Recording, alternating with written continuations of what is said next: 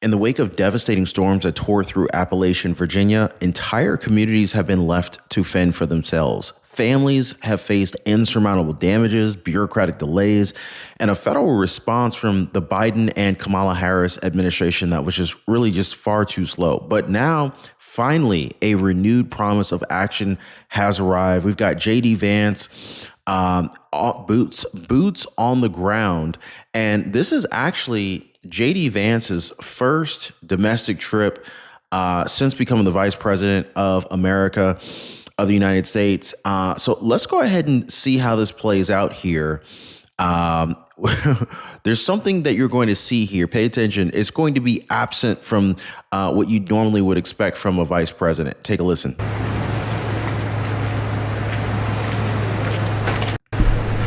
right, great. White X. Got it. Okay. Here we are. Great. Okay. Well, hello, everybody. It's great to be back in Damascus. I visited during the campaign trail, and the governor was kind enough to show me around, not just last time, but this time as well.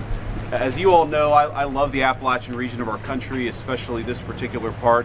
It's beautiful, the people are kind and friendly, and they've got a great community here, but obviously got slammed very hard by the hurricane, and I think, unfortunately, while the people have done an incredible job at rebuilding this community, they have not had a federal government that's really been on their side.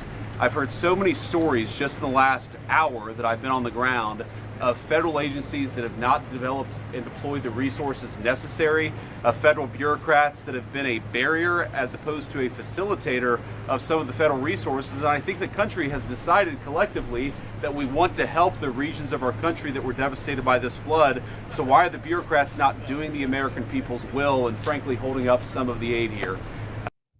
Now, shout out to JD Vance because number one, you could tell that the man is humble. He came out and reminded the crowd, for those who didn't know, that he had previously campaigned here.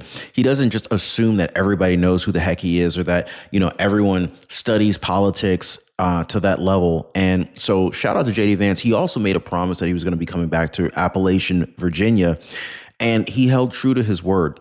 And we're seeing this with President Donald Trump as well.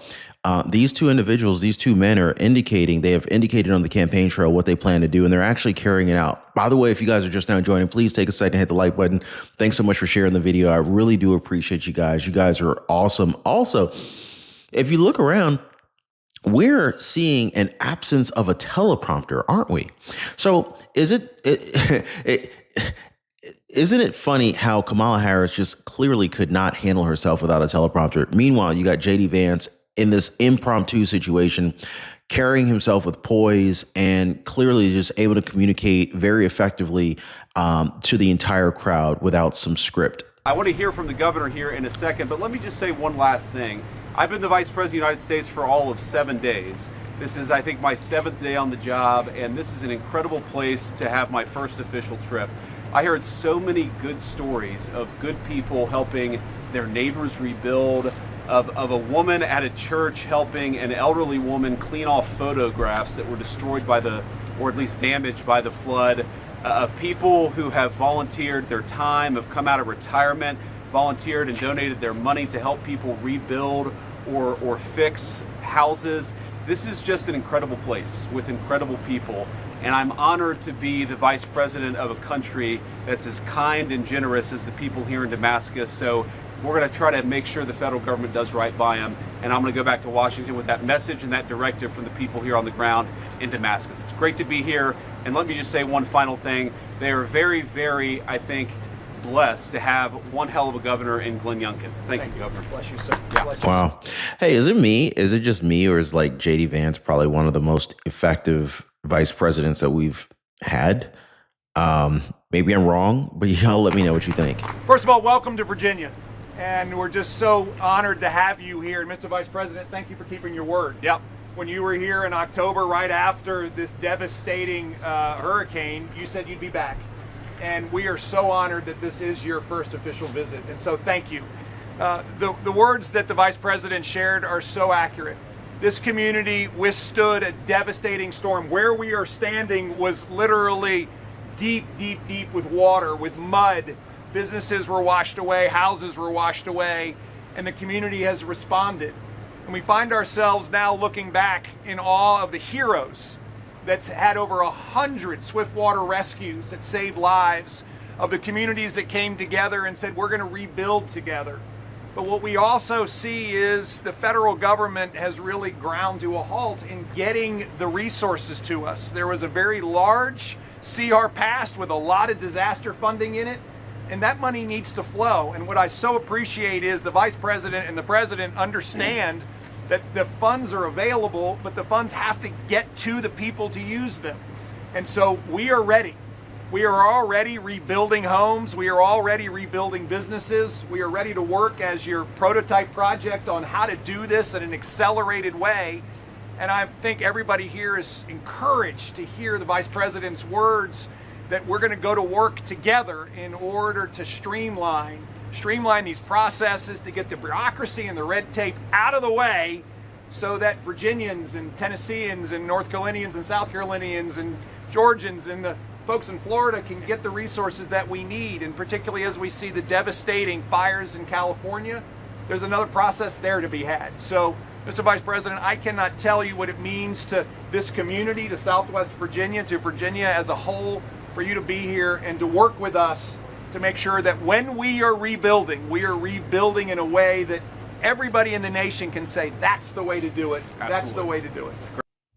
Hey, shout out to the governor of Virginia here. I don't know the first thing about being a governor. I have never been in politics and I have zero desire to be in politics, but I can only imagine the pressure that's on the shoulders, on the back of the governor who governs over a state that has literally been leveled by a natural disaster. And then on top of that, doesn't necessarily have the financial backing or resources from the federal government to assist and aid in such a tremendous rebuild project. So shout out to the governor on that one.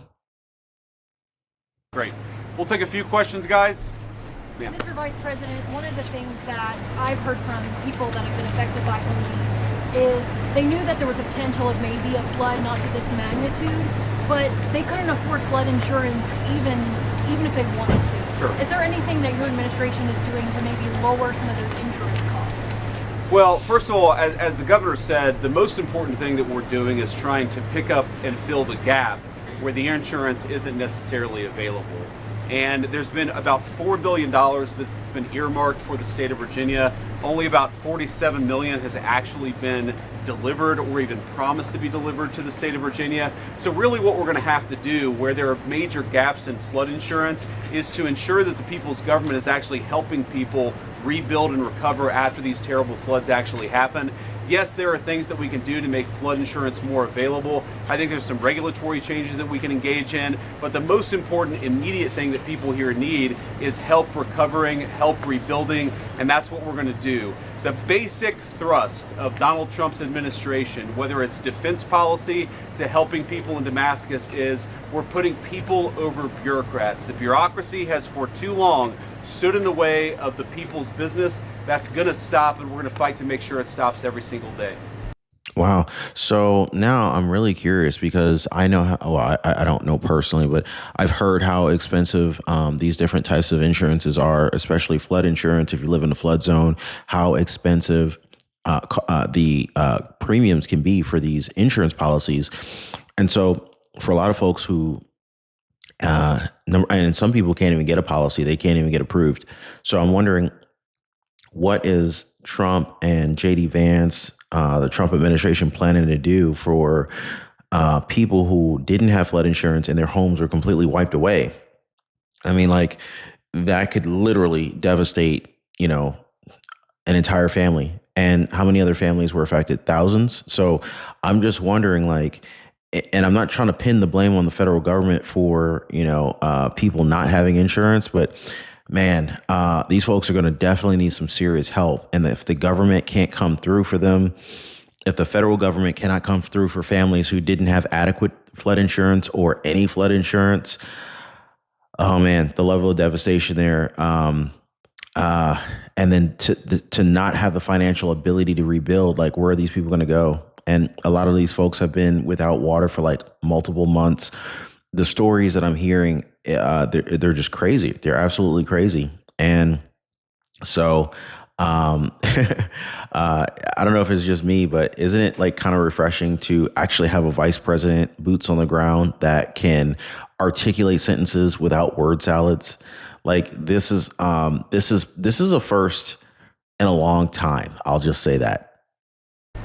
Do you have a timeline of when we might be able to see some of that federal response, governor, even some of the state response? There's a home around the corner that has been split in half. This gentleman said that his mother, I don't know if you guys have seen the picture, she said his mother has had insurance, had flood insurance, but the problem was she couldn't get any federal insurance, and he said that she's getting run through all this rigmarole, and he's just looking for an answer. What could you possibly provide for him? Look, as soon as possible, right? We need to get back to Washington. We need to figure out what the holdup is and actually power through that holdup for people. Every single day after today is too long. We recognize these things don't always happen as quickly as they can, but the big difference now compared to a week ago is that people actually have an administration that's going to help them power through that bureaucracy. We're going to fight for them every single day. We're going to try to get that money as soon as physically possible, because that's what's necessary to help people rebuild. And I can tell you that we heard from business leaders today that even in the last week, they've seen more movement than they had seen before. And so this is the opportunity for us to, yes, cut through red tape, cut through bureaucracy. At the state level, I have a $127 million budget amendment in to supplement what has already been at least appropriated by the federal government. Now it needs to come out. And this is a sprint, because as the vice president said, folks can't wait. They've been waiting for 4 months since this storm, and they don't need to wait another day. Wow. Yeah. I don't know if it's just me, guys, and I'm not just saying this. I'm really not just saying this, but I'm really interested to see how quickly they're going to be able to resolve this thing here in Virginia, in Damascus, Virginia. But I don't know if it's just me. I feel like JD Vance cares. And I'm not just saying this. I can't overemphasize this. The reason I'm saying this is because we always see this song and dance from politicians. They show up at some devastated location, and it's basically just a photo op. They say what the people want to hear, and then they disappear because they don't need the people anymore after the photo op, right? Only time will tell, but I feel like JD Vance is actually going to follow through. Like, I don't feel like fakeness here. So, and I don't expect him to be able to, make a promise here that he can't fulfill. So if you notice, he's using political wording because he doesn't want to make a promise that he can't fulfill. Because of course, number one, I don't think he wants to lie to the people. I also know he knows that mainstream media is watching him and waiting for him to slip up so that they can posterize him and try to, make him out to be a horrible person. But for a week on the job, shout out to JD Vance on this one. And again, it's just like this guy, he shows up in jeans and a week after being elected vice president of the United States, he's not showing up in some, $12,000 Armani suit, making the people who have lost everything feel like crap. Dude shows up in, I don't know what kind of shoes he's wearing, probably boots, but jeans, just like everyone else that's out there. So I feel like this is probably one of the closer representations to,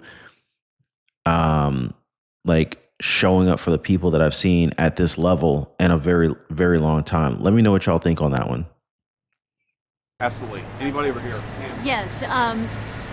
In 7 days of being in office, you have been to 2/3 of all of this devastation. And I want to ask you about East Tennessee being part of the funding to help people. I know a lot of people are appreciative, and we want to know if East Tennessee is going to be a part of that, and how this is going to energize, how you're going to energize the communities who have been great in helping each other. Yes, ma'am. So I actually met with a congresswoman from East Tennessee this morning, actually, when we landed. Obviously, we landed actually in Tennessee and then drove here to Virginia. Look, we recognize that while most of the attention from Helene is focused on North Carolina in particular, and to be clear, there's a lot of devastation in North Carolina. There's also a lot of devastation here in Virginia and also in East Tennessee. So our promise and our focus is going to be on leaving no American behind. That includes those in Tennessee and certainly here in Damascus. Mr. President, can you preview at all what some of the specific changes you'd like to see with regard to FEMA's response? And does that include possibly eliminating the agency as the president has suggested? Well, so first of all, it's not just FEMA, right? There's Housing and Urban Development, there's the Department of Agriculture. There's a lot of different agencies that are coordinating a response to this particular problem. And a couple of things that particularly seem to matter the most to the people of Damascus is, one, this incredible bike trail and hiking trail that runs along these mountains is a major source of economic opportunity and economic development, right? People come in, they stay in Airbnbs, they stay in bed and breakfast, they go to the coffee shops, they go to the restaurants. But unfortunately, the part of that trail that is managed and monitored by the federal government has been way too slow to actually start that rebuilding process. That's something that we want to focus on immediately. I think a second big issue is, and the governor knows these numbers better than I do, but I believe the maximum you can get from FEMA for home rebuilding is about $42,000, right? The average amount of Hold on a second. Who's going to be able to rebuild a devastated home for 42 grand? You know what I'm saying? Unless you're in like a double wide or something like that. No one who has a home in America is going to be able to rebuild their house with no $42,000. damages I heard today is about $130,000, right? So that's a massive, 80, 90. Oh, I missed a part. I think a second big issue is, and the governor knows these numbers better than I do, but I believe the maximum you can get from FEMA for home rebuilding is about $42,000, right? The average amount of damages I heard today is about $130,000, right? So that's a massive, $80,000, $90,000 shortfall that we need to make sure that other parts of the federal government are fixing. Now, to be clear, the continuing resolution that was passed just a few weeks ago actually does have the resources to fill that gap, but only if the bureaucrats get out of the way and actually make sure that people get the money that they're entitled to, that the American people have decided that we want to contribute and we want to fund this incredible redevelopment, but it's got to happen quicker than it's been happening with the bureaucracy in Washington. Yeah, we got to get the Mitch McConnells out of the way. The Mitch McConnells of the world. You ever go into like a government building, government agency? You ever go into like a tag office? It's like, and I will admit, at least the tag office in my county, it has been tremendously revamped and they're a lot faster. In fact, I rarely even have to go in there anymore. I can pretty much do everything online, minus the fees that they charge for that. But whatever, I'll pay an extra $3, $4, $5 for the convenience of not needing to go in. But I mean, usually you go into a government agency, a government building, and the employees, they're gonna earn what they're gonna earn, regardless of the level of customer service that they're providing to the constituents, the people who are paying taxes in that county or city. And it's just, I would love to see that turned around. It shouldn't have to be that way. It shouldn't be that way. Anyway, I do hope that you guys enjoyed today's video. If you did, hit the like button. Thank you, as always, for sharing this video. Appreciate you guys subscribing, and we'll see you next time.